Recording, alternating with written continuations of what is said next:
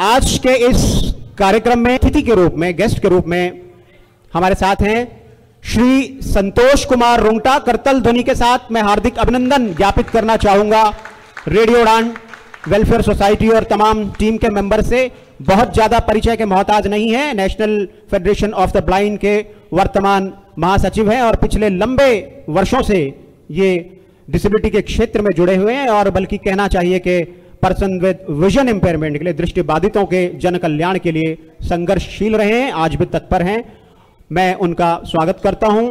श्री दीपेंद्र कुमार मनोचा बहुत ज्यादा परिचय के ये भी मोहताज नहीं है और 90 के दशक में जो कंप्यूटर क्रांति, जिस कंप्यूटर क्रांति की आज हम चर्चा करते हैं, जिसका उदय मैं समझता हूं कि 90 के दशक से शुरू हुआ भारत में कंप्यूटर क्रांति, उस क्रांति को आगे बढ़ाने में और उसके जो मुख्य प्रवर्तक रहे हैं उसमें श्री दीपेंद्र कुमार मनोचा जी का महत्वपूर्ण उल्लेखनीय योगदान रहा है और वो दिल्ली में सक्षम ट्रस्ट के मैनेजिंग ट्रस्टी हैं। National association for the blind Delhi की शाखा के वर्तमान समय में अध्यक्ष हैं।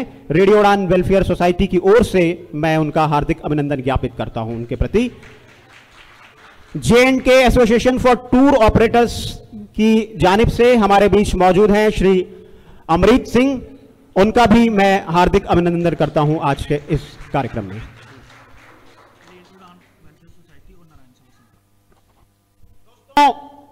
आज के इस कार्यक्रम को सार्थक और सफल बनाने में, या यूं कहें कि आज जिस आधार पर, जिस सहयोग से हम यहां इस कार्यक्रम को प्रारंभ कर पाए हैं, उसके लिए एक जो महत्वपूर्ण योगदान जाता है वो है श्री प्रवंजन साहू साहब का, जो कि नारायण सेवा संस्थान, जो कि हमारे प्रायोजक रहे हैं, सहयोगी संस्था रही है रेडियो उड़ान वेलफेयर सोसाइटी की ओर से। वो उनकी दिल्ली शाखा के इंचार्ज हैं। नारायण सेवा संस्थान वो पर्सन विद डिसेबिलिटीज के लिए, विकलांगों के लिए जन कल्याण के कार्यों में लगी हुई है और उस पर खास तौर पर दृष्टि बाधित लोग बड़ी संख्या में उनके अधीनस्थ प्रशिक्षण प्राप्त कर रहे हैं और उनके प्रति नारायण सेवा संस्थान वो डेडिकेटेड है अखिल भारतीय स्तर पर। मैं रेडियो उड़ान वेलफेयर सोसाइटी की ओर से उनका भी हार्दिक स्वागत करता हूं आज के इस प्रोग्राम में। दोस्तों, हमारे साथ श्री प्रशांत टंडन मौजूद हैं। मैं इस कार्यक्रम को अधूरा मानता अगर पत्रकार वर्ग हमारे साथ मौजूद ना होता। आप पिछले कहना चाहिए कि 25 वर्षों से मीडिया से जुड़े हुए हैं और ब्रॉडकास्ट जर्नलिस्ट हैं, वरिष्ठ पत्रकार हैं, न जाने कितने ही टीवी चैनल्स में आप एडिटर, सब एडिटर और सीनियर एडिटर रहे हैं। मैं आपका स्वागत करता हूं, बहुत अपनी व्यक्तिगत रूप से भी मैं आपका स्वागत करता हूं और करतल ध्वनि के साथ मैं चाहूंगा कि हमारे दर्शक उनका स्वागत करें। श्री प्रशांत टंडन जी का भी बहुत ज्यादा मैं समझता हूं कि परिचय समझने और सोचने की आवश्यकता नहीं है। इंडिया टीवी से आप जुड़े हुए हैं, टीवी 9 से आप जुड़े हुए हैं, ग्रीन पीस इंडिया से आपका संबंध रहा है, IBN 7 से आपका लंबा संबंध रहा है और वो आज यहां पर मौजूद हैं आज के इस कार्यक्रम में हमारा साथ देने के लिए, इस कार्यक्रम को मीडिया कवरेज देने के लिए। कुछ और अतिथि और मुख्य अतिथि समय रहते हमारे साथ होंगे दोस्तों, लेकिन चूंकि हमें आगे बढ़ना है, समय किसी की प्रतीक्षा नहीं करता है और रेडियो उड़ान दरअसल अपने सफर का 1 वर्ष पूरा कर रहा है आगामी 2 फरवरी को। जी हां, आज ही यानी कि 2 फरवरी वर्ष 2014 को रेडियो उड़ान, जो कि अपने आप में एक ऑनलाइन रेडियो स्टेशन है और गौरतलब है कि 2014 फरवरी से पूर्व भारतवर्ष में राष्ट्रीय स्तर पर ऐसा कोई भी ऑनलाइन रेडियो स्टेशन नहीं था जो कि दृष्टि बाधितों के द्वारा या पर्सन विद विजन इंपेयरमेंट के द्वारा संचालित किया जाता हो। तो मैं रेडियो उड़ान की टीम से,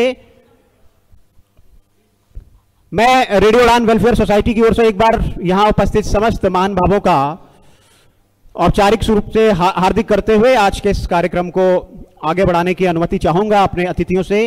और एक जो परंपरा रही है, भारतीय संस्कृति की जो परंपरा रही है, एक जो धार्मिक परंपरा रही है, और जब हम किसी भी कार्य को करते हैं तो सबसे पहले उस सर्वशक्तिमान, उस शक्ति को याद करते हैं जिसके बारे में एक बहुत बड़ा वर्ग, या कहना चाहिए बहुतायत में ये लोग मानते हैं कि सब कुछ उन्हीं के कारण संभव है। रेडियो उड़ान के रेडियो प्रेजेंटर्स की आवाज़ तो रेडियो के माध्यम से हम सुनते ही हैं, लेकिन उनमें कुछ और भी अद्भुत कलाएं हैं। और हमारे इन तमाम कलाकारों ने, मेंबर्स ने एक सरस्वती वंदना तैयार की है। तो कार्यक्रम को मूर्त रूप देने के लिए और आज के प्रोग्राम का आगाज करने के लिए आइए सबसे पहले हम सरस्वती वंदना के साथ इस प्रोग्राम का आगाज करते हैं। मां शारदे के चरणों में नमन करते हैं और इसके लिए दीप प्रज्वलन की परंपरा निभाने के लिए जितने भी हमारे अतिथि हैं, मैं वो चाहूंगा कि वो भी हमारे साथ मंचस्थ हो जाएं कुछ पलों के लिए। हमारे वॉलंटियर्स की सहायता से हमारे गेस्ट पोडियम तक पहुंचेंगे और यहां जहां मां सरस्वती की प्रतिमा स्थापित है वहां दीप प्रज्वलन होगा और दीप प्रज्वलन के बाद फिर सरस्वती वंदना होगी और उसके बाद फिर ये प्रोग्राम यहां यथावत प्रारंभ होगा। रोमटा सर आप आ जाएं, दीपेंद्र सर आप भी आ जाएं, अमरीक सर आप भी आ जाएं, हाँ, और प्रशांत सर आप भी आ जाएं, हाँ जी, और मीनल दी आप भी आ जाएं, रजीब भाई भी आ जाएं, रजीब भाई आ जाओ, साहब सर साइड अच्छा आप रहे, आप वहां पे रहे, ज्योति आ जाओ। और इस बीच तमाम जो हमारे गेस्ट हैं उनके द्वारा दीप प्रज्वलित करने की प्रथा को जारी रखते हुए दीप प्रज्वलित होने की स्थिति में है और मंच पर अधीनस्थ तमाम हमारे गेस्ट दीप प्रज्वलित संयुक्त रूप से कर रहे हैं। तो एक ऊर्जा का जो संचार हुआ है, इसी सकारात्मक, इसी पॉजिटिव एनर्जी के साथ अब हम मां शारदे के चरणों में नमन करते हैं सरस्वती वंदना के साथ आज के कार्यक्रम का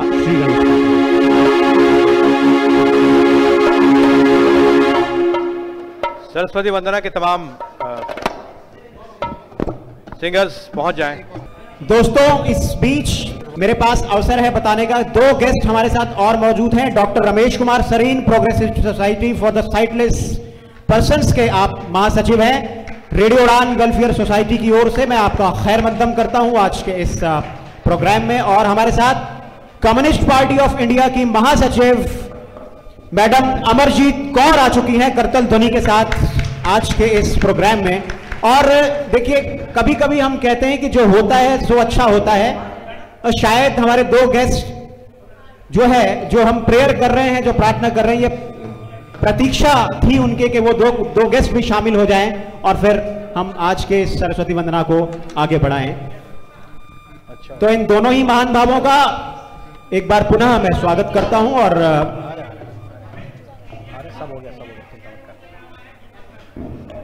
और इस बीच इंडिया न्यूज से हमारे बीच मैडम गीतम आई है, यानी कि पत्रकारों की जो श्रृंखला है वो टंडन साहब से शुरू हो गई है और मैडम गीतम का भी मैं आज के इस प्रोग्राम में रेडियो उड़ान की पहली कन्वेंशन में हार्दिक अभिवादन करता हूं आज के इस विशेष कार्यक्रम में। दोस्तों, आप हमारे साथ इस कार्यक्रम का शाम तक आनंद लेंगे।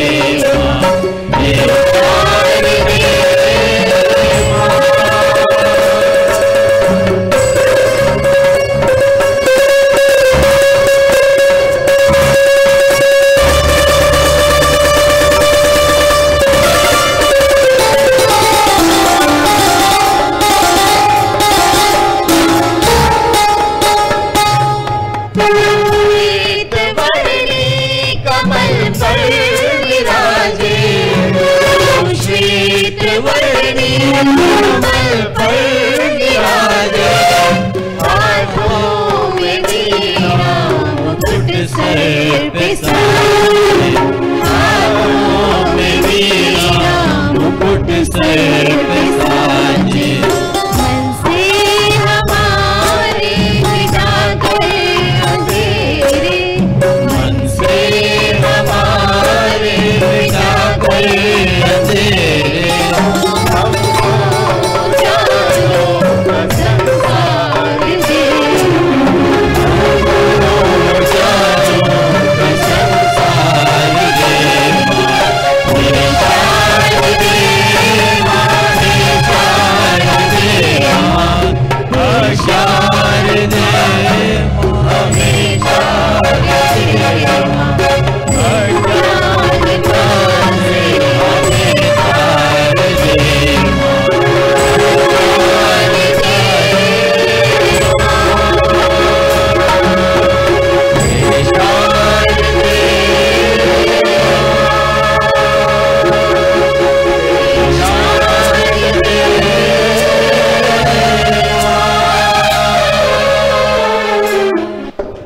मुझ में जो कुछ अच्छा है सब उसका है, मुझ में जो कुछ अच्छा है सब उसका है, मेरा जितना चर्चा है सब उसका है। जितनी बार मैं टूटा हूँ उतनी बार वो टूटा है, जितनी बार मैं रूठा हूँ उतनी बार वो रूठा है। इधर उधर जो बिखरा है सब उसका है, मेरा जितना चर्चा है सब उसका है। सरस्वती वंदना के बाद ये पंक्ति मैं उस सर्वशक्तिमान को दरअसल प्रेषित करना चाहता हूँ, डेडिकेटेड करना चाहता हूँ कि जो भी सब कुछ है वो उसका है, और उसके बाद की स्थिति वो फिर ह्यूमन बीइंग पे आती है, उसके बाद हम पर आती है। बहरहाल समय की नज़ाकत को समझते हुए मैं सीधे अपने इस प्रोग्राम के अगले मरहले में दाखिल होना चाहूँगा, और यहाँ पर मैं गेस्ट ऑफ ऑनर के तौर पर मैं अपने जो तमाम जो मैनेजमेंट के पदाधिकारी हैं, जो गवर्निंग बॉडी है रेडियो उड़ान वेलफेयर सोसाइटी की ओर से, उनके लिए मैं उनसे ये विनती करूंगा कि वो तैयार रहें। और सबसे पहले मैं चाहूंगा कि हमारे महासचिव श्री दानिश महाजन वो शुरू करेंगे। सबसे पहले आज संतोष कुमार रुंगटा जी जो कि NFB दिल्ली से हमारे बीच मौजूद हैं, वो माल्यार्पण के माध्यम से उनका अभिवादन करें, और हमारे वॉलंटियर्स उनकी सहायता करेंगे। दानिश महाजन माल्यार्पण के माध्यम से अभिवादन करेंगे श्री संतोष कुमार रुंगटा जी का, और उनके साथ साथ रेडियो उड़ान की प्रोग्राम मैनेजर डायनेमिक है ज्योति मलिक, वॉलंटियर्स उनकी हेल्प करेंगे। वो प्रतीक चिन्ह के रूप में रेडियो उड़ान वेलफेयर सोसाइटी की ओर से श्री SK रुंगटा जी को एक शील्ड भेंट के रूप में, भेंट स्वरूप उन्हें वो प्रदान करेंगी। दानिश महाजन माल्यार्पण से SK रुंगटा साहब का खैर मकदम करेंगे, और ठीक उनके पीछे पंक्तिबद्ध तरीके से ज्योति मलिक हमारी प्रोग्राम मैनेजर रेडियो उड़ान की, वो भेंट स्वरूप जो मोमेंटो है वो उन्हें भेंट स्वरूप प्रतीक चिन्ह के रूप में प्रदान करेंगी।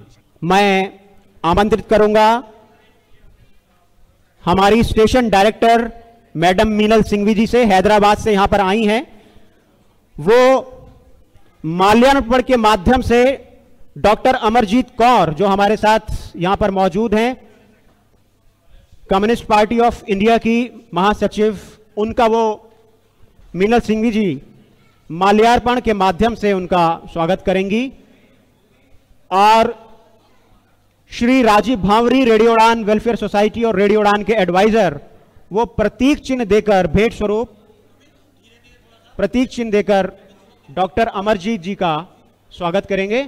मीनल मैडम माल्यार्पण करेंगी डॉक्टर अमरजीत कौर का, और राजीव भांवरी प्रतीक चिन्ह के रूप में उन्हें ट्रॉफी प्रदान करेंगे। तालियों का थोड़ा सा अभाव है, और वैसे भी मौसम सर्दी का है। देखिए, विज्ञान ये मानता है, वैसे तो स्पिरिचुअलिटी भी अपने आप में तालियों के बारे में और उसकी ऊर्जा के बारे में बहुत कुछ कहती है, लेकिन विज्ञान और स्पिरिचुअलिटी दोनों अपने अपने तरीके से इस बात का समर्थक करते हैं कि तालियां जो है वो खत्म होने वाला रिसोर्स या संसाधन नहीं है, उसका बखूबी उपयोग होना चाहिए। तो मैं अब आमंत्रित करूंगा सैफुर रहमान साहब का, जिन्होंने सरस्वती वंदना जो अभी आपने सुनी देखी, उसको तैयार करने में उनका महत्वपूर्ण योगदान रहा है, वो अब हमारे ज्वाइंट सेक्रेटरी हैं रेडियो उड़ान वेलफेयर सोसाइटी का, और श्री दीपेंद्र कुमार मनोचा जी का वॉलंटियर्स की सहायता से श्री सैफुर रहमान साहब माल्यार्पण के माध्यम से अभिवादन करेंगे। और इस बार इनके साथ श्री दानिश महाजन वो प्रतीक चिन्ह के रूप में मोमेंटो प्रदान करेंगे, भेंट स्वरूप मोमेंटे देंगे। श्री दीपेंद्र कुमार मनोचा जी हमारे साथ मौजूद हैं, उनका। दोस्तों, हमारे साथ सम्माननीय श्री प्रवाल साहू साहब मौजूद हैं नारायण सेवा संस्थान की ओर से, और रेडियो उड़ान वेलफेयर सोसाइटी की कोलैबोरेशन में यह कार्यक्रम हुआ है। तो श्री दानिश महाजन माल्यार्पण के माध्यम से उनका अभिवादन करेंगे। और एक बार पुनः मैं बड़े स्नेह के साथ आमंत्रित करना चाहूंगा ज्योति मलिक को, ट्रॉफी के साथ भेंट के रूप में ज्योति मलिक साथ में दानिश महाजन के, उनके ठीक पीछे वो उन्हें को मोमेंटो प्रेजेंट करेंगी। हमारे साथ मौजूद हैं doctor Ramesh Kumar Sarin, progressive society for the sightless persons के महासचिव। उनका अभिवादन करने के लिए मैं राजीव भांवरी साहब से प्रार्थना करूंगा कि वो माल्यार्पण के माध्यम से उनका स्वागत करेंगे। और एक बार फिर से हमारी डायरेक्टर मैडम मिनल सिंघवी वो मोमेंटो के माध्यम से स्वागत करेंगी आर के सरीन साहब। श्री रमेश कुमार सरीन, उनका अभिवादन माल्यार्पण के माध्यम से श्री राजीव भांवरी के द्वारा, और मीनल सिंघवी जी उनको मोमेंटो। हमारे साथ इस सभागार में गेस्ट पैनल में मौजूद हैं श्री अमरीक सिंह, जो कि JNK association for the tour operators से यहां आए हैं। उनका अभिवादन करने के लिए मैं एक बार पुनः सैफुर रहमान साहब को ये जिम्मेवारी देना चाहूंगा कि, और साथ में उनके सत्यम भी हैं, मैं उनका सत्यम साहब का भी स्वागत करता हूं। दोनों का ही अभिवादन करने की जिम्मेवारी मैं अपने वरिष्ठ मित्र सैफुर रहमान को देता हूं माल्यार्पण के माध्यम से, और राजीव भांवरी इनको मोमेंटो के रूप में भेंट स्वरूप जो प्रतीक चिन्ह हमने तैयार किए हैं वो भी भेंट स्वरूप देंगे। मैं आमंत्रित करना चाहूंगा श्री प्रशांत टंडन जी को। अच्छा, ये एक संयोग मानिए कि प्रारंभ से ही टंडन साहब का नाम मेरी जुबान पे बार बार आ रहा है। इसे संदेह की दृष्टि से तो नहीं देखा जाना चाहिए, लेकिन मेरी एक कॉल पर ही वो आए हैं। दरअसल मीडिया के लोगों को मिलाना इतना आसान काम तो नहीं होता है, वो आए हैं। उनके स्वागत के लिए मैं मीनल सिंघवी जी से निवेदन करूंगा कि वो मोमेंटो के रूप में उन्हें प्रतीक चिन्ह प्रदान करें और दानिश महाजन माल्यार्पण से उनका स्वागत करें। प्रशांत टंडन जी, उनका स्वागत। मीनल सिंघवी जी उनको प्रेजेंट करेंगे मोमेंटो, और दानिश महाजन माल्यार्पण। दोस्तों, आप लोगों ने इस बात की ओर संभवतः गौर किया हो कि जो हमारे गेस्ट का पैनल है वो दरअसल अलग अलग स्ट्रीम से बिलोंग करता है। SK रुंगटा साहब यहां पर मौजूद हैं, श्री दीपेंद्र कुमार मनोचा साहब यहां पर मौजूद हैं, प्रशांत टंडन साहब मौजूद हैं, तो JNK टूर एसोसिएशन के अमरीक साहब यहां पर मौजूद हैं। तो अलग अलग स्ट्रीम से लोग आए हैं। दरअसल इसके पीछे जो मुख्य उद्देश्य है वो यही है कि अलग अलग क्षेत्रों में इन लोगों ने अपने अपने क्षेत्रों में अलग अलग उत्कृष्ट कार्य किया है, और हम लोग एक छत के नीचे एक प्रोग्राम में सबको आमंत्रित करके यह संदेश देना चाहते हैं कि दरअसल सभी लोग एक साथ मिलकर के रेडियो जैसा जो एक संचार का सशक्त माध्यम है वो भारतवर्ष में और भारत के बाहर इस रेडियो उड़ान को सुनते हैं। तो एकता का एक परिचायक है, और गेस्ट के पैनल को भी हमने एकता के सूत्र में पिरोने का एक प्रयास किया है। दोस्तों, समय तेजी से आगे बढ़ रहा है और कार्यक्रम की महज अभी शुरुआत है। शाम तक, देर रात तक दरअसल इस प्रोग्राम को जारी रहना है, इस प्रोग्राम को बदस्तूर चलना है। मैं आदर के साथ आमंत्रित करना चाहूंगा आदर इसलिए कि वो रेडियो उड़ान वेलफेयर सोसाइटी के जनरल सेक्रेटरी हैं दानिश महाजन, और स्नेह इसलिए कि मेरे छोटे भाई स्वरूप हैं। तो आदर और स्नेह दोनों के ही साथ मैं दानिश महाजन को वॉलंटियर्स की सहायता से मंचस्थ करवाना चाहूंगा कि वो भी मंचासीन हो जाएं और पोडियम पर आकर के रेडियो उड़ान वेलफेयर सोसाइटी की जानकारी से आप हमारे गेस्ट को और जो तमाम जो मीडिया ऑफिशियल्स हमारे बीच मौजूद हैं और जो तमाम यहाँ पे प्रियजन हमारे साथ इस प्रोग्राम में, हमारे मेंबर्स, हमारे दर्शक, हमारे श्रोता जो रेडियो उड़ान से जुड़े हैं, जो नहीं भी जुड़े हैं, जो पहली मर्तबा आज यहाँ पर आए हैं, उनकी जानकारी के लिए आप हम सबका मार्गदर्शन करें। श्री दानिश महाजन, जनरल सेक्रेटरी रेडियो उड़ान वेलफेयर सोसाइटी। मां बोला जा छां बोला, मां बोला जा छां बोला, ਜਾਂ ਫਿਰ ਰੱਬ ਦਾ ਨਾਮ ਬੋਲਾਂ। ਇੱਥੇ ਸਾਰੀ ਨਾਮੀ ਹਸਤੀਆਂ ਨੇ, ਮੈਂ ਕਿਹਦਾ ਨਾਮ ਬੋਲਾਂ, ਮੈਂ ਕਿਹਦਾ ਨਾਮ ਬੋਲਾਂ। Good morning everyone, honourable distinguished guest, national secretary of CPI ma'am Amarjeet Kaur ji, respected SK Romta sir, general secretary of national federation of the blind, respected Dipender sir, managing trustee of Saksham, respected Prashant Tandon ji, on behalf of media, respected Sarin sir, General Secretary of Progressive Society, Privanjan Sahu ji, co-partner of this convention, is a media, he is in charge of Delhi branch from Narayan Seva Sansthan, and Mr. Amrit Singh ji from J&K Association for Tour Operators.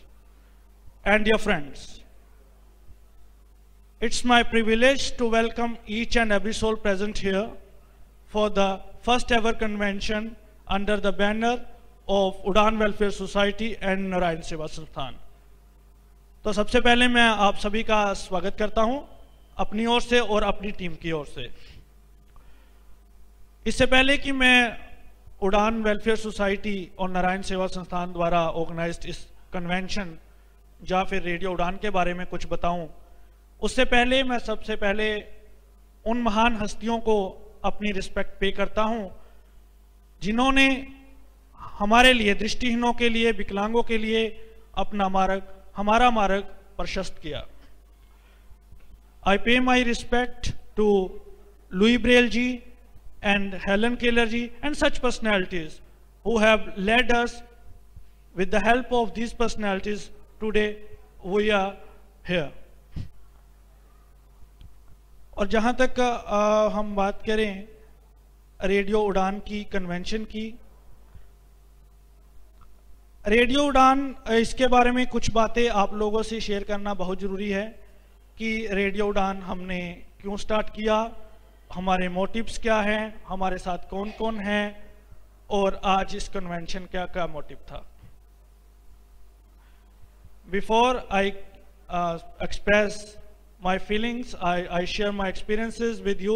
I would like to extend again welcome to all of you, and I express my profound thanks to all the respected guests for sparing their valuable time with us. Radio उड़ान 2013 दिसंबर से plan था कि हमें हमारी society में, जैसा कि आपके सामने हमारे जो गेस्ट पहुंचे हैं, तो उनसे आपको आइडिया हो जाता है कि हर मुकाम में हमारी सोसाइटीज़ काम कर रही हैं, हमारी एनजीओज काम कर रही हैं, लेकिन हमारे पास एक मीडियम हमें चाहिए था, चाहे वो टीवी हो या रेडियो हो, जिसके माध्यम से हम सोसाइटी में अप्रोच कर सकें, अवेयर कर सकें लोगों को।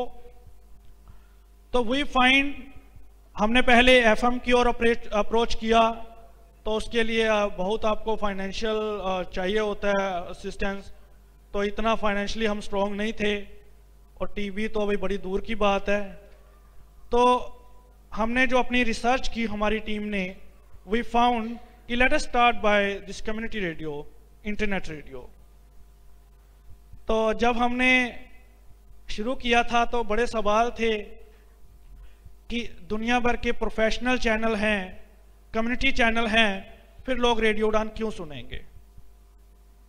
रेडियो उड़ान पे आप क्या करेंगे ऐसा कि जो आपके साथ लोग जुड़ेंगे? आपको कौन सपोर्ट करेगा? सबके मन में ये क्वेश्चन था और शायद ये हमारे मन में भी था।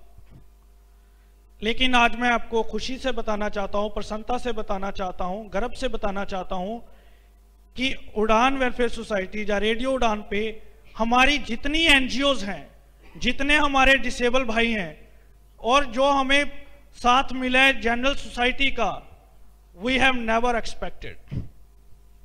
सभी एनजीओज ने हमारा बहुत साथ दिया है। 6 लोगों की हमारी इनिशियल टीम थी। हमारी डायरेक्टर हैं मीनल सिंघवी जी, प्रोग्राम मैनेजर हैं ज्योति मलिक जी।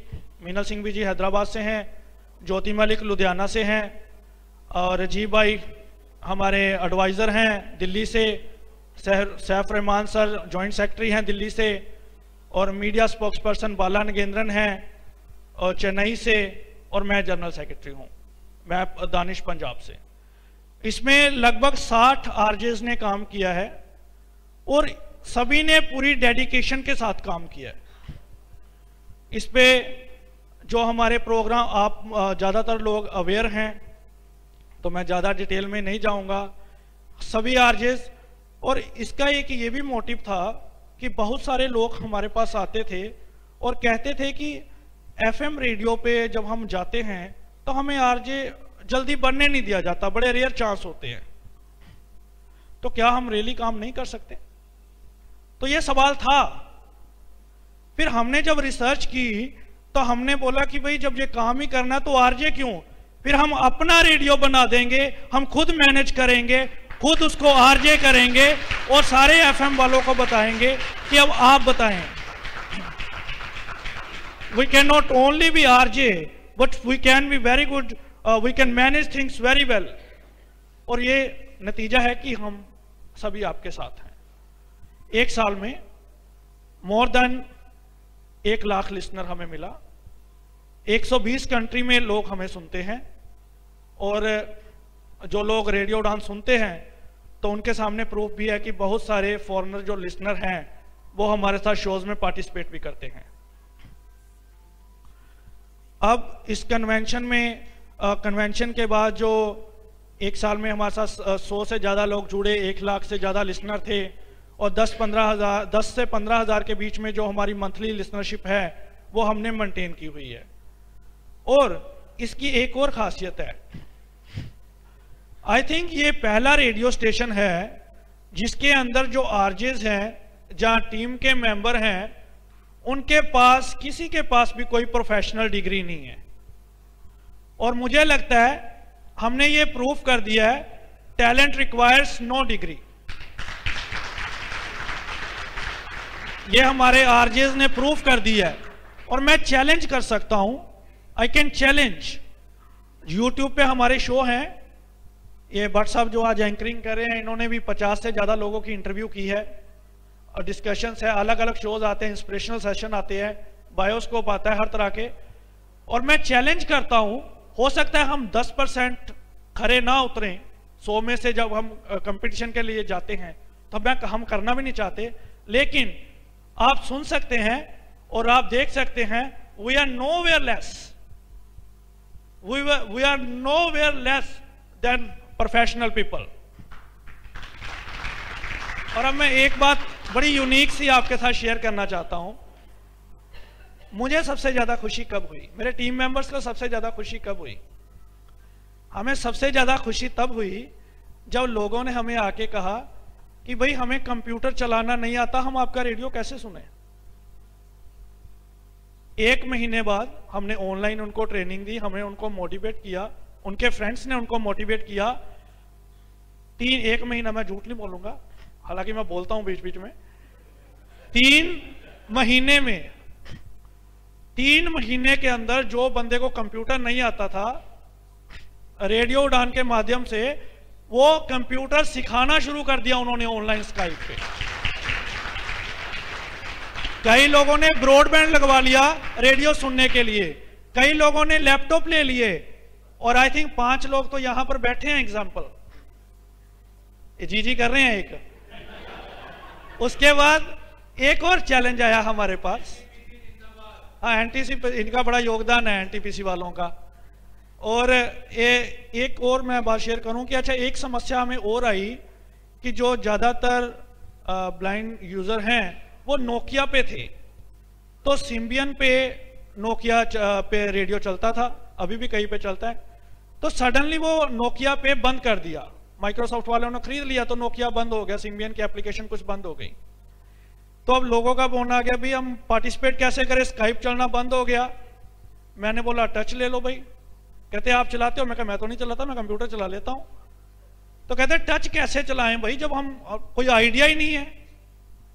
तो हमारे बीच फिर से एग्जांपल बैठी हुई है, आई थिंक 50 से 100 लोगों ने Android phone touch screen radio उड़ान के कारण सीख लिया है।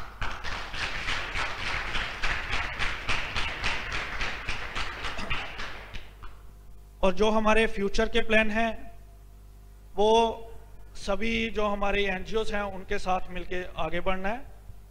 हम कोई भी ऐसा काम नहीं करेंगे जो ऑलरेडी हमारे फेलो मेंबर कर रहे हैं, हम कोई भी ऐसा काम नया शुरू नहीं करेंगे जो हमारे फेलो मेंबर कर रहे हैं। फॉर एग्जांपल अगर दिल्ली में कोई कंप्यूटर सेंटर है तो मैं प्रॉमिस करता हूं दिल्ली में उड़ान वेलफेयर सोसाइटी का कोई कंप्यूटर सेंटर नहीं आएगा, जो मर्जी हो जाए। अगर हम खोलेंगे हम उस जगह पे खोलेंगे जहां पे कुछ नहीं होगा। हम गांव-गांव जाएंगे, हमारे जो मोटिव्स हैं गांव-गांव जाके लोगों को कैंपेन करना है। इसके लिए हमने एक आज प्ले बिट तैयार किया है, जिनके पास टाइम है, कुछ लोगों के पास टाइम नहीं होगा, हम समझ सकते हैं बिजी स्केड्यूल है, और जिनके पास हैं वो प्ले जरूर देखें। तो ये हमारे मोटिव है। हरियाणा हैदराबाद में हमारा गेट टुगेदर हुआ था एक, तो ये सारी बातें आज हमने शेयर करने के लिए, और क्योंकि बड़ा जो आरजेस होते हैं उनको भी बूस्ट चाहिए होता है, और सभी इस जो उड़ान वेलफेयर सोसाइटी की एक और विशेषता जाते जाते बता दूं आपको, it is the first society I really feel for 1 year we haven't received a single penny as a donation. We all have contributed from our pockets. और this is the biggest achievement I feel. इस convention के लिए हमने सभी से help ली है। इस convention के लिए हमने नारायण सेवा वालों का बड़ा योगदान है इसमें, और कुछ इंडिविजुअल तौर पे भी बहुत सारे लोगों का इसका योगदान है, कुछ एनजीओस का भी बहुत योगदान है, तो इसमें सभी का बहुत योगदान है। अभी last but not least I really would like to thank you all of you for sparing your valuable moments with us. Thank you so much for being here, और हमें बहुत अच्छा लगा। अभी हमने सारा दिन अब मस्ती करनी है, तो अभी थैंक यू सो मच। तो आगे की कार्रवाई भट्ट साहब संभालेंगे। धन्यवाद दानिश भाई। साथियों, हवा का जोर ही काफी बहाना होता है, हवा का जोर ही काफी बहाना होता है, गर जीवन में चिराग किसी को जलाना होता है। हवा का जोर ही काफी बहाना होता है, गर जीवन में चिराग किसी को जलाना होता है। चिराग जलाने के लिए किसी बहाने की जरूरत नहीं होती, बहुत ज्यादा हवा की जरूरत नहीं होती। जुबानी दावे तो सुने हैं बहुत, जुनू को काम करके दिखाना होता है। जैसा कि प्रोग्राम के आगाज में मैंने आपसे कहा था कि सब लोग, चाहे वो रेडियो उड़ान वेलफेयर सोसाइटी के मेंबर्स हों, उनके मैनेजमेंट हो, या तमाम जो यहाँ गेस्ट पैनल हो, अब अपने अपने क्षेत्रों में, अपने अपने एरियाज में, अपनी स्ट्रीम में सब लोग उत्कृष्ट कार्य कर रहे हैं। तो खैर, यहाँ मैं एक बार फिर से समय को मद्देनजर रखते हुए अपने प्रोग्राम के अगले मरहले में दाखिल होना चाहूँगा, और मैं आमंत्रित करना चाहूँगा आज के जो हमारे अतिथियों की जो एक लंबी श्रृंखला है, गेस्ट की जो श्रृंखला है, उसके तहत सर्वप्रथम श्री संतोष कुमार रुंगटा जी को मैं आमंत्रित करना चाहूँगा। देखिए, रेडियो उड़ान जो है वो विचार और अभिव्यक्ति का एक माध्यम है। रेडियो चाहे कोई भी हो, डिजिटल मीडिया कोई भी हो, वो विचार और अभिव्यक्ति का ही तो माध्यम है ना। तो मैं ये चाहूँगा कि यहाँ जो हमारा गेस्ट पैनल मौजूद है उनमें से सभी के कुछ ना कुछ विचार और शब्द और कुछ ना कुछ अभिव्यक्ति तो अवश्य ही हो। अपने वॉलेंटियर्स की सहायता से मैं ये आग्रह करना चाहूँगा कि श्री रुंगटा साहब मंच पर आएँ, पोडियम पर, और आज के इस प्रोग्राम के संदर्भ में और अपने अनुभवों के साथ वो हम सबका मार्गदर्शन करेंगे। श्री संतोष कुमार रुंगटा।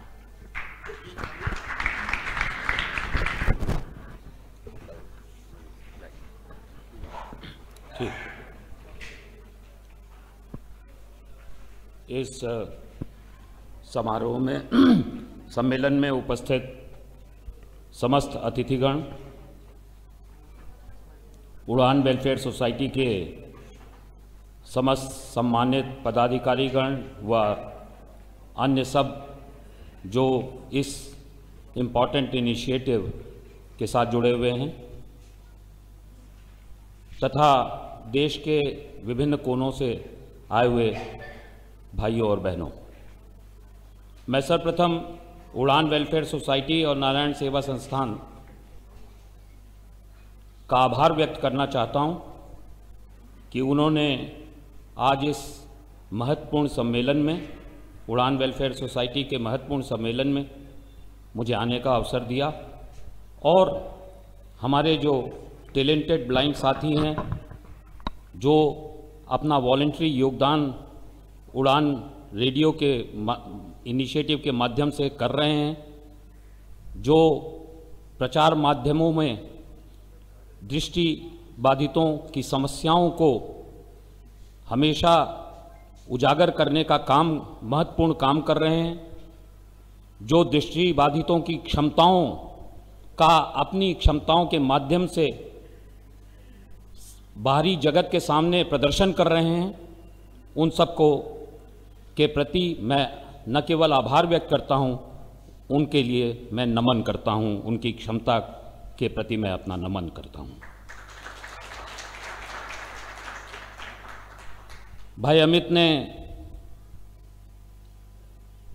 इस सम्मेलन के उद्देश्य के संबंध में बताते हुए कहा कि आज विभिन्न क्षेत्रों में कार्य कर रहे सभी दृष्टिबाधित साथियों, नेताओं और साथ ही बाहरी जगत, चाहे राजनीतिक क्षेत्र हो, चाहे मीडिया का क्षेत्र हो, वहाँ के प्रतिनिधियों को एक छत के नीचे लाकर एक ये संदेश देना इस सम्मेलन का उद्देश्य है कि हम सब एक छत के नीचे एकता के साथ एक आवाज़ से बाधितों की समस्याओं और उनकी क्षमताओं के संबंध में विचार विमर्श करके एक आवाज़ से अपना प्रस्ताव पारित करें और एक आवाज़ से एक मत होकर हम भावी योजनाओं के संबंध में निर्णय लें। मैं ज़्यादा समय नहीं लूँगा, बहुत बड़ी अतिथियों की श्रृंखला है। आज के परिप्रेक्ष्य में 3-4 मुद्दे मैं उठाना चाहता हूं। चूँकि ये एक महत्वपूर्ण सम्मेलन हो रहा है और यहाँ विभिन्न संगठनों के लोग भी हैं, राजनीतिक लोग भी हैं और प्रचार माध्यम से भी वरिष्ठ लोग यहाँ मौजूद हैं।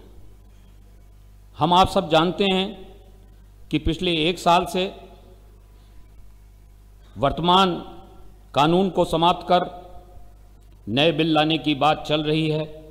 पिछली सरकार ने पुरजोर कोशिश की कि जैसा भी वो बिल है जो राज्यसभा में उन्होंने प्रस्तुत किया, उस बिल को येन केन प्रकारेण उसको हम पास करवा दें। लेकिन आप सबकी एकता, हम सबकी एकता, हम सबके प्रयास और एकजुटता ने उस सरकार के नापाक इरादे पूरे नहीं होने दिए और हमने अंततोगत्वा उस राज्यसभा के में जो बिल पेश किया गया उसको स्टैंडिंग कमेटी को सौंपवाने में हम सब ने सफलता प्राप्त की। लेकिन अभी संघर्ष समाप्त नहीं हुआ है। स्टैंडिंग कमेटी के पास वो बिल विचाराधीन है, वहां पब्लिक हियरिंग हो चुकी है। किसी भी समय स्टैंडिंग कमेटी उस पर रिपोर्ट देने वाली है। मैं समझता हूं कि हमारे अधिकतर साथियों ने उस बिल को पढ़ा है, उसका अध्ययन किया है जो यहां मौजूद है।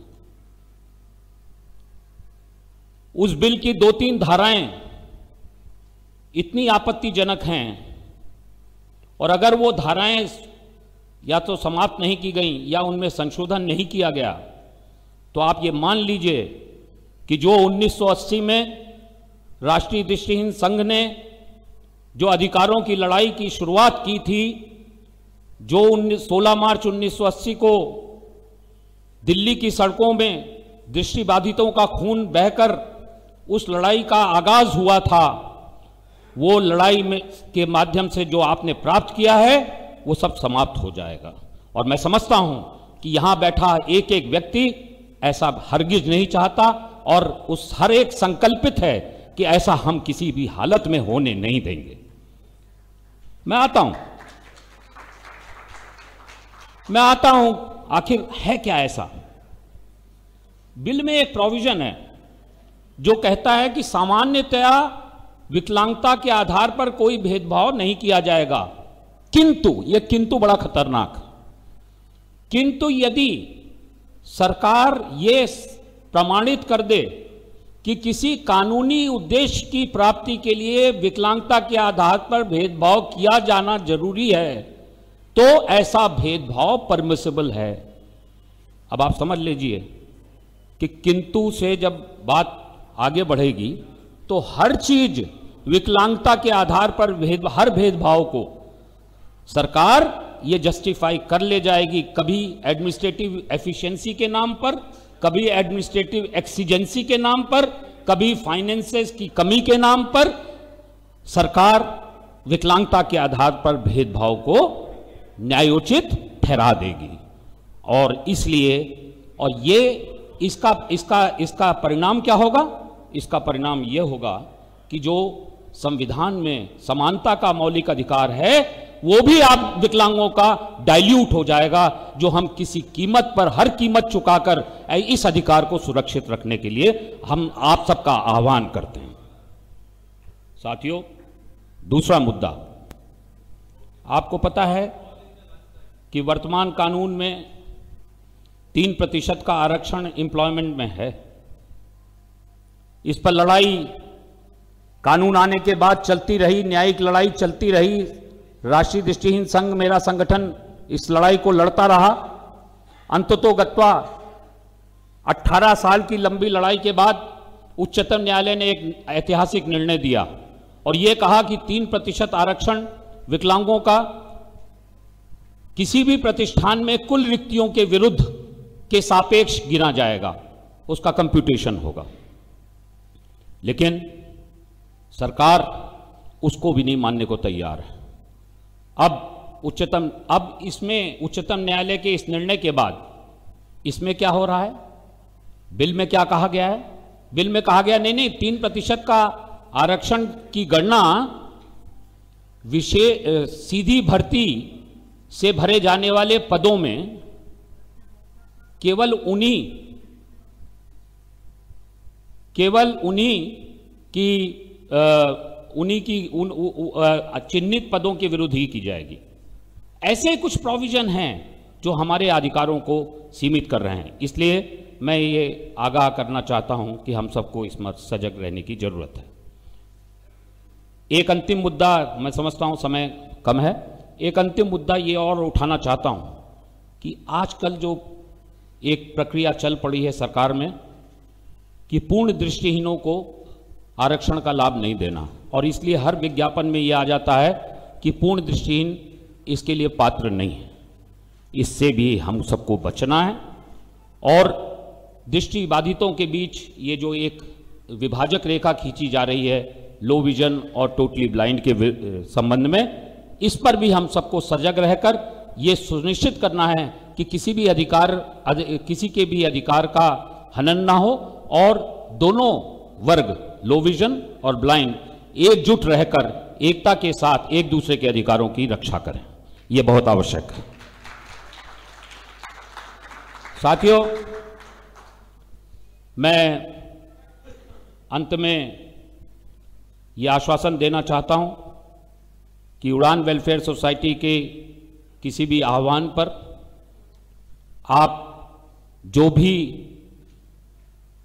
पर्सन्स विद विजुअल इम्पेयरमेंट के लिए जो भी इनिशिएटिव लेंगे और जहां भी आप ये समझेंगे कि हम सहभागी हो सकते हैं, हम सहयोगी हो सकते हैं, जहां भी हमारे सहयोग की आवश्यकता हो या हमें जहां पे आपके सहयोग की आवश्यकता हो, हम सब मिलकर एकजुट होकर आगे दृष्टिहीनों के अधिकारों की रक्षा के लिए, उनके सशक्तिकरण के लिए हम सब मिलकर एकजुट रहेंगे और आगे काम करते रहेंगे। बहुत बहुत धन्यवाद। धन्यवाद सर आपका भी।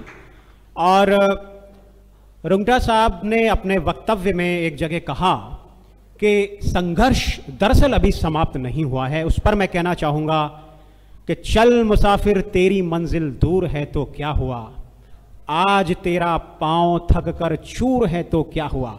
और ये तो किसी लेखक के विचार रहे होंगे, इस पर मैं अगर व्यक्तिगत रूप से एडिशन करना चाहूं तो वो मंजिल ही क्या जो करीब से इंसान को हासिल हो जाए।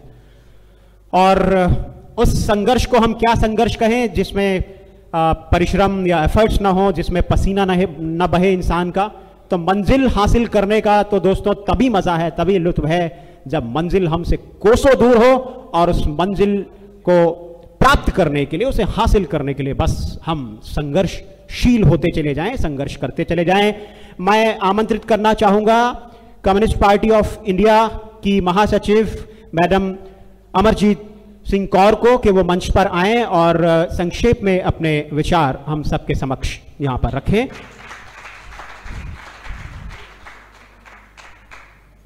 उड़ान वेलफेयर सोसाइटी और नारायण सेवा संस्थान की तरफ से ये कोलैबोरेशन में आयोजित इस प्रोग्राम के सभी आयोजकों को बहुत बहुत मैं शुक्रिया अदा करना चाहती हूँ कि उन्होंने मुझे यहाँ बुलाया। ख़ास करके रमेश सर इंसिस्ट कर रहे थे कि मुझे पहुँचना ही चाहिए। मुझे आज किसी कार्यक्रम से दिल्ली के बाहर होना था, लेकिन उनकी इंसिस्टेंस में मैं यहाँ पहुँची। मुझे इसका मलाल नहीं, बल्कि मैं समझ रही हूँ अगर मैं ना आती तो मैं बहुत कुछ खो देती। मैं यहाँ पहुँची हूँ, बहुत अच्छा हुआ। ये शायद इसलिए भी कि फिर से मेरे अपनी यूनिवर्सिटी के दिन मुझे याद आ गए, जिन संघर्षों की शुरुआत में या उसको बनाने में या कहीं कहीं सिर्फ जुड़ने में या कहीं कहीं उसमें शामिल होने में और कहीं कहीं उसको निर्णायक जगह पे पहुंचाने में जो मेरा रोल रहा, उस रोल की भी मुझे फिर से याद ताज़ा हो गई। 1970 में मैं विश्वविद्यालय में बीएससी ऑनर्स फिजिक्स में दाखिल हुई थी। उससे पहले तक मेरी जहन में डिफरेंटली एबल्ड को मैं भी विकलांग शब्द से इस्तेमाल करती थी। विश्वविद्यालय में आने के बाद जब मुझे कुछ साथियों की प्रेरणा से ये समझ में आए, कम्युनिस्ट पार्टी के लीडरशिप के जो लोग वहाँ पर थे, सभी मानव बराबर हैं। और जब मुझे ये समझ में आए कि बहुत बार जो शरीर से एबल्ड होता है पूरा, तो काबिलियत सिर्फ शरीर जो दिखता है पूरा है उससे नहीं होती है। मानसिक विकास क्या है, बौद्धिक विकास क्या है, आप व्यक्तित्व के रूप में कैसे पेश आते हैं, वो आपकी संपूर्ण योग्यता, कम्प्रिहेंसिव योग्यता के रूप में गिना जाता है। इसलिए शरीर के रूप से पूरे योग्य दिखने वाले भी अगर मानसिक और बौद्धिक तरीके से कुंद है और मानवीय मूल्यों से परे हैं, तो वो जिनको डिसेबल्ड कह रहे हैं वो उनसे भी ज़्यादा बहुत ही कहीं गए गुजरे हैं, बल्कि वो जिनको वो डिसेबल्ड कह रहे हैं वो शायद उनसे बेहतर है अगर वो मानवीय मूल्यों को लेकर के ज़िंदगी को बड़ी बहादुरी से जीते हैं और आगे बढ़ते हैं, पूरा मुकाबला करते हैं। और इसीलिए मैं ये समझती हूँ कि अगर इस परिप्रेक्ष्य में हम सोचें तो उस परिप्रेक्ष्य के हिसाब से मैं ये कहूँगी, ये असर्शन, ये दावा ये कहना कि हाँ हम किसी से कम नहीं, जैसे इंट्रोडक्टरी रिमार्क में हमारा युवा साथी कह रहा था यहाँ पर कि किसी भी मामले में हम कहाँ कम हैं, प्रोफेशनली हम कहाँ कम हैं, एडमिनिस्ट्रेटिवली हम कहाँ कम हैं, कुछ ऑर्गेनाइज करने में हम कहाँ कम हैं, और हम कौन सा प्रोग्राम नहीं दे सकते हैं या अच्छा प्रोड्यूस नहीं कर सकते हैं। इसी सलीके से जो टीचिंग प्रोफेशन में आए हैं, जो एडमिनिस्ट्रेशन के प्रोफेशन में आए हैं, जो बैंक्स में जॉब कर रहे हैं, मैंने सबको काम करते देखा है। मैं आपके साथ बिल्कुल सहमत हूँ, कहीं भी कम नहीं है, कहीं भी कम नहीं है। और इसलिए ये मानवीय मूल्य के हिसाब से जरूरी है कि जो भी पैदा हुआ है उसको हर क्षेत्र के अंदर आने का, उसमें हिस्सा लेने का, उसका फायदा उठाने का, उसमें योगदान देने का पूरा अधिकार होना चाहिए। और इसी हिसाब से एंटरटेनमेंट हासिल करना ही नहीं, उस एंटरटेनमेंट की दिशा निर्धारण करना, अपने लिए सिर्फ मांगे नहीं करते रहना, अपनी खूबियों और काबिलियत को हम सब कुछ कर सकते हैं उसको खुद करके दिखाना, ये भी अधिकार क्षेत्र में है।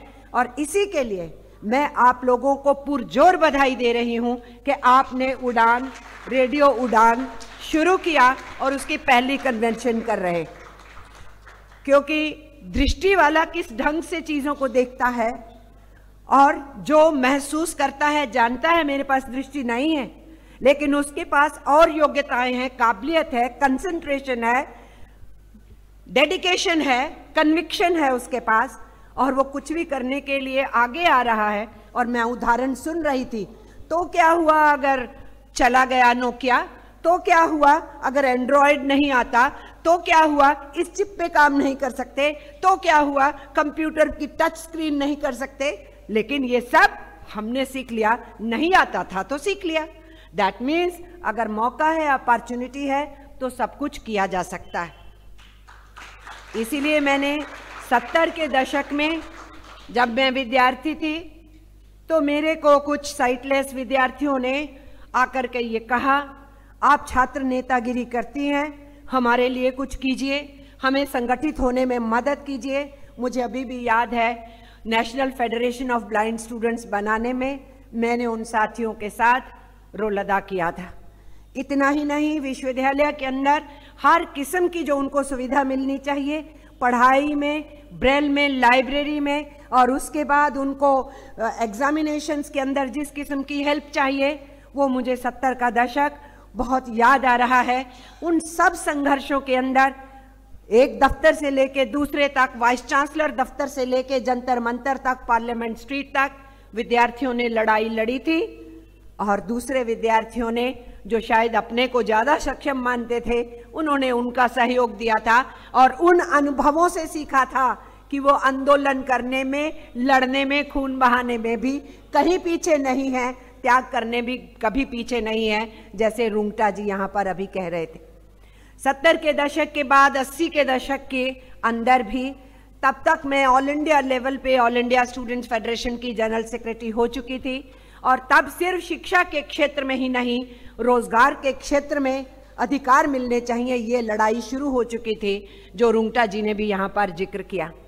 तो ये 70-80 के दशक जो हैं, ये 2 दशक विश्वविद्यालय में और देश भर के स्तर पे विद्यार्थी आंदोलन के समय में कम्युनिस्ट पार्टी की मदद से जो मैं अपना योगदान दे पाई, वो आपने मेरे को याद दिला दिया यहाँ, और ये भी एहसास दिला दिया कि सिर्फ इतना नहीं चलेगा अमरजीत कौर, कि आपको पता है कि कानून में क्या परिवर्तन करने की कोशिश की जा रही है। रमेश सरीन तुरंत हमारे पास उसका मसविदा मेल किए थे और बोले थे कि पार्लियामेंट ने कमेटी एस्टेब्लिश की हुई है, कम्युनिस्ट पार्टी के एमपीज को कहिए कि वो वहाँ पर अपनी तरफ से भी कुछ कहें, बाकी सब संगठन जो इन बातों को समझते सोचते हैं वो तो लगे ही हुए हैं, आपका भी पॉलिटिकल पार्टी और दूसरी पॉलिटिकल पार्टीज में भी दोस्तों को ढूंढिए और उनको कहिए कि इसके अंदर अपना रोल अदा करें। तो मैं उससे वाकिफ हूँ और मैं आपसे वायदा भी करना चाहती हूँ कि पिछली गवर्नमेंट थी या आज की गवर्नमेंट है, अगर कोई भी धक्का करने की कोशिश की जाएगी, हम आपके साथ खड़े हैं, हम वो धक्का नहीं होने देंगे, लड़ाई पूरी लड़ेंगे। पर आपने मुझे इस बात को याद दिला दिया कि उतना काफी नहीं होगा कि हम अपना सामने रखें कि हमारी ये समस्या है, हमारी ये मांग है, हम इस ढंग से मूव कर रहे हैं, आप हमें सहयोग दीजिए। प्रश्न सिर्फ इतना नहीं है, आपने मुझे एहसास दिलाया है, फिर से याद कराया है कि उतने से काफ़ी नहीं होगा कि हम मदद मांगें और आप मदद के लिए उतरें। ज़्यादा ज़रूरी ये है जो आप यूनिवर्सिटी डेज में कहा करती थी, मेरे कुछ उस समय के दोस्त लोग यहाँ बैठे हैं, कि आप कहा करती थी कि नहीं, मांगने का प्रश्न नहीं है, आप अपने आप चयनित करो कि समाज के किस हिस्से को क्या आवश्यकता है और उसके लिए खुद उसमें भिड़ जाओ, बल्कि उनको भी बताओ कि आपको ये भी चाहिए, इसकी आवाज़ उठाओ। हम भी उठा रहे हैं। तो जो ये एहसास मुझे कराया है आज फिर से कि उतना ही काफ़ी नहीं और आगे बढ़ने का है, तो मैं आपसे वायदा करना चाहती हूँ कि मैं अपनी उस यात्रा को जो एक युवा छात्रा के रूप में शुरू की थी और कम्युनिस्ट पार्टी ने मेरे को वो दिशा दिखाई थी, उसको लेके बढ़ी थी, उस यात्रा को मैं ज़्यादा मजबूती से आगे बढ़ाऊंगी। मुझे ये नहीं मालूम कि आज की सभा के अंदर पटेल नगर में जो गर्ल्स का स्कूल होता था, ब्लाइंड गर्ल्स का, उसका कोई साथी कोई बैठी है या नहीं बैठी है। मुझे याद है कितने महीनों लगातार वहां की बच्चियों ने लड़ाई लड़ी थी। लोग कहते थे अरे आम छात्रों के आंदोलन तो कामयाब होते नहीं हैं, ये बच्चियां क्या कर लेंगी जो साइटलेस हैं। तो मैं कहती थी आप नहीं जानते इनमें कितनी चिंगारी है, तुम लोगों के आंदोलनों को ये पीछे छोड़ेंगी। और उन बच्चियों ने जिस ढंग से उस आंदोलन को चलाया, इतनी तशद्दुद और जुल्म सहा, उसके बावजूद भी वो हटी नहीं। फिर जुडिशियल इंक्वायरी बैठी, उस जुडिशियल इंक्वायरी में उन बहादुर बच्चियों ने इतने अच्छे से अपनी विटनेसेस दी, इतने अच्छे से एविडेंस दी। मैं उनकी किसी डेट पे गैर मौजूद नहीं होती थी, मैं बैठती थी, सुनती थी। वो मुझसे पूछती थी हमारे से कहाँ मिस्टेक हुई, कहाँ नहीं हुई, हम कैसे रखें वकीलों कि वो हमारे को बताएं कि हम कर। ये जो जज्बा की हमारी लड़ाई है तो हम जीत के ही रहेंगे। इस जज्बे को ज़्यादा सीखा मैंने उन लोगों से जिनको लोग डिसेबल्ड बोल देते हैं, लेकिन वो डिफरेंटली एबल्ड है, लेकिन वो भी बहुत बहादुर है और वो भी बहुत चीज़ों को समझते हैं। ये उन आंदोलनों के साथ जुड़ने के बाद अपने आप में खुद को भी एक शिक्षा देने का काम था। और मैं भी समझती हूँ कि जितनी मेरी कटिबद्धता मजदूरों के लिए, किसानों के लिए, मेहनत कशों के लिए थी, उन आंदोलनों में हिस्सा लेने में, उनके साथ जुड़ने में मेरी वो कटिबद्धता, मेरी वो कन्विक्शन, मेरी वो कमिटमेंट और बढ़ गई। आप सबका शुक्रिया जो अपनी आवाज को खुद बुलंदी करके मैदान के अंदर उतर के कह रहे हो कि हम किसी से कम नहीं हैं, हम सब कुछ करके दिखाएंगे। मैं आपका शुक्रिया करना चाहती हूँ। मैं आप साथियों से ये भी कहना चाहती हूँ कि पहले तो बड़ी मुश्किल से मिला था ये आरक्षण, जिसपे किंतु परंतु लग रहा है अब जॉब सिचुएशन में। इसके लागू भी नहीं कर रहे थे, जब वो मिल भी गया था लागू करवाने की भी लड़ाई लड़ी गई थी, बहुत लंबी लड़ाई थी उसमें भी। और हमें मालूम है जब से मैं ट्रेड यूनियंस के साथ जुड़ी हूं, मैं AITUC की एटक की नेशनल सेक्रेटरी हूं, तो कितने हमारे पास ये मसविदे आते थे कि हमें जॉब नहीं दी जा रही है जबकि आरक्षण रखा हुआ है। और ट्रेड यूनियन के आधार पे हम उन लोगों की लड़ाई को लड़े, या हमसे डिस्क्रिमिनेट किया जा रहा है क्योंकि वो ये समझते हैं कि हम डिफरेंटली डिसेबल्ड हैं और हम काबिल नहीं हैं। उन प्रश्नों को ट्रेड यूनियन के तौर पे भी मैंने, AITUC के तौर पे भी बहुत से ऐसे प्रश्नों को के साथ मैं जुड़ी और उसमें जो योगदान हो सकता था मैंने करा। लेकिन अब ये जो किंतु परंतु लगा करके उस कानून को कमजोर करने की बात है, इसके ऊपर काफी सजग होने की जरूरत होगी, मैं ये समझती हूँ। रुंगटा जी ये कह रहे थे कि दो बात वो कहते हैं, एक वो कैपेबिलिटी के इश्यू को लेके डिस्क्रिमिनेट करने की परमिशन मिल जाए कानून के अंदर, और दूसरा अगर संसाधनों की कमी हो तो। मैं सीधे कहना चाहती हूँ, संसाधन क्या पूंजीपतियों के लिए ही बचे हैं? संसाधन क्या जिनको आवश्यकता है उनके लिए सरकारों की जिम्मेदारी नहीं है? ये संसाधन का, पैसे का, बजट का, फाइनेंस का इफ्स बट्स लगाना, हम ये समझते हैं ये सरकारों का गैर जनवादी और मतभेद पूर्ण रवैया है। ABCD जो भी गवर्नमेंट्स आए, यहां मैं राइट, लेफ्ट, सेंटर किसी भी पॉलिटिकल पार्टी को एक्सक्यूज नहीं करूंगी, माफ नहीं करूंगी अगर वो ये समझते हैं कि पैसे की बाधा को सामने ला करके, कंपल्शंस बता करके ये कहा जाए कि हम ये कर नहीं सकते क्योंकि फाइनेंशियल कंस्ट्रेन है। फाइनेंशियल कंस्ट्रेंट्स तो आपको अभी तक लाइब्रेरीज में जितनी फैसिलिटीज होनी चाहिए उसकी भी आप दिखाते रहते हो, ब्रेल की और जितनी सुविधा होनी चाहिए उसकी भी दिखाते रहते हो, और कल को कोई अपने पैरों पे खुद खड़ा होकर के आपसे भीख नहीं मांग के अपने हक के जरिए से खुद कमा के, मेहनत कमा के, इज्जत से सिर उठा के जीना चाहता है, और आप फाइनेंशियल कंस्ट्रेंट की बात सुनाएं तो इसको हम स्वीकार करने के लिए तैयार नहीं है। ये अप्रोच हम लोगों को लेनी होगी। इसलिए मैं नहीं मानती कि इस देश के अंदर संसाधनों की कमी है। मैं जरूर मानती हूं कि हमारे देश के अंदर गरीबी बहुत ज्यादा है, पर मैं ये भी मानती हूं कि हमारा देश गरीब नहीं, हमारा देश अमीर है। उसके पास खेती के लायक उतनी जमीन है जितनी किसी मुल्क के अनुपात में उनकी कुल जमीन के बराबर नहीं होती। 6 मौसमों के हम मालिक हैं। हमारे किसान 3 फसल एक साल में पैदा कर सकते हैं। हमारे यहाँ टेक्नोक्रेट प्रोफेशनल्स की कमी नहीं है, वैज्ञानिकों की कमी नहीं है, काम करने वाले हाथों की कमी नहीं है। कमी किस चीज की है? सिर्फ गवर्नेंस शब्द कहने से नहीं होता है। कमी इस चीज की है कि जो आप पॉलिसी फ्रेमवर्क बनते हैं, सेंटर में बैठ करके एयर कंडीशन रूम्स के अंदर, बड़े बड़े मोटे शीशों के अंदर बैठ करके, वहां पर बैठ के आम जनता के बारे में सोच कम होती है, धनाढ्य लोगों के लिए सोच ज्यादा होती है। इसलिए अगर आपके पॉलिसी फ्रेमवर्क में जितना जनता जनार्दन धन दौलत पैदा करती है उसमें से बड़ा हिस्सा उठा के इस देश के बड़े कॉरपोरेट घराने और दुनिया की कंपनियों के हवाले करने की सोच को लेके रखेंगे, और जो निम्न वर्ग है, जो गरीब है, जो मुश्किल में है, जो मिडिल क्लास है, जो बाकी समाज के सब हिस्से हैं, 90% जनता तो कोई ना कोई काम धंधा करके ही अपने घर का गुजारा करती है। होंगे 1% जो बहुत धनाढ्य और अमीर हैं, 9% होंगे जो थोड़े से संभ्रांत और इलीट है, बाकी सब जनता तो मेहनत ही कर रही है। तो उनकी धन दौलत का हिस्सा उठा के वो जो ऊपर का 1% और 10% वहां आप पिलफिरेज करके उधर भेजते रहिए, और यहाँ जब भी कोई मांग उठाई जाए आप ये कह दीजिए संसाधनों की कमी है, धन की कमी है, बजट में प्रावधान नहीं है। ये इस किस्म के बहाने बरसों से चल रहे हैं, दशकों से चल रहे हैं। हम इन बहानों को सुनने के लिए तैयार नहीं। जिंदगी का इतना बड़ा गैप, हमारी वो जो मध्याह्न भोजन पकाने वाली औरतें हैं, आशा वर्कर हैं, आंगनवाड़ी हैं, मनरेगा के वर्कर हैं, उनको महीने की 1000 रुपए से लेके 4000 रुपए महीने की सिर्फ आमदनी है, और जो गवर्नमेंट में सेक्रेटरी, अंडर सेक्रेटरी बैठते हैं उनकी प्रतिदिन की आमदनी 10,000 से ऊपर होती है। और इस देश के बड़े कारपोरेट जो घराने हैं वो अपने आप को CEO की पदवी लिखवाते हैं, और 2.5 करोड़ से उनकी पगार शुरू होती है, तनख्वाह शुरू होती है। मैडम थोड़ा सा समय का अभाव है, मैं क्षमा प्रार्थी हूं। इसलिए मैं इन कंक्लूजन ये कहना चाहती हूं कि ये एक्सक्यूज नहीं चलेगी। हमें अपने आप को फैक्ट्स से वाबस्ता करना होगा, जानकारू रखना होगा कि धन दौलत की इस देश में कमी नहीं है।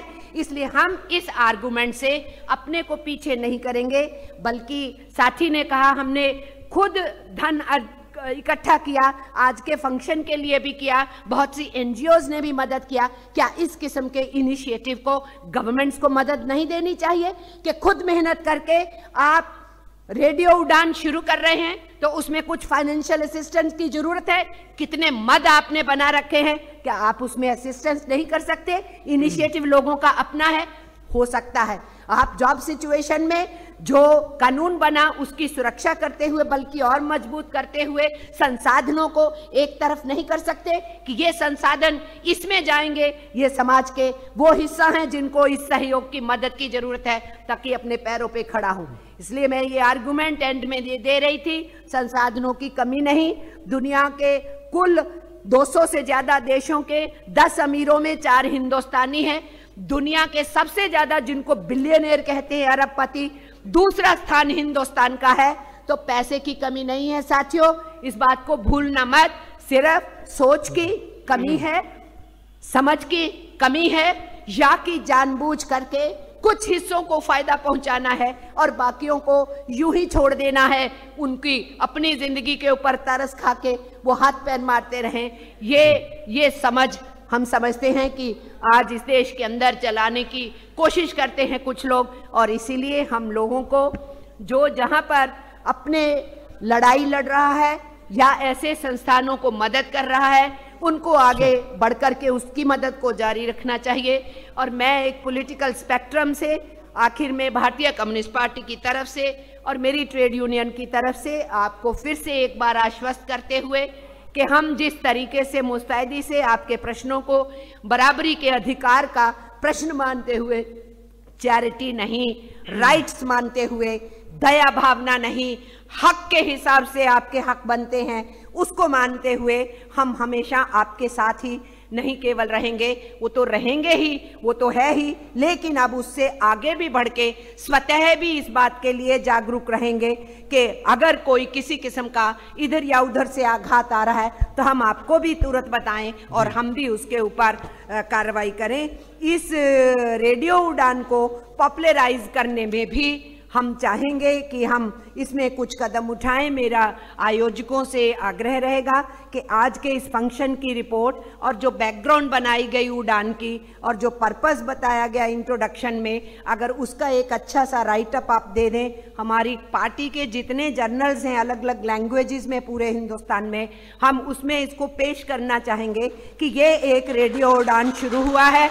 इसको साइटेड लोगों में भी पॉपुलराइज करें, इसको आम पब्लिक में भी पॉपुलराइज करें और जो भी अभी तक साइटलेस पर्सन्स को नहीं मालूम हुआ उन तक भी इस बात को पहुंचाएं ताकि आपकी जो ऑडियंस है वो ज्यादा से ज्यादा बढ़ सके। शुक्रिया, आगे बढ़ो, हम आपके साथ हैं। धन्यवाद। बहुत बहुत शुक्रिया मैडम का।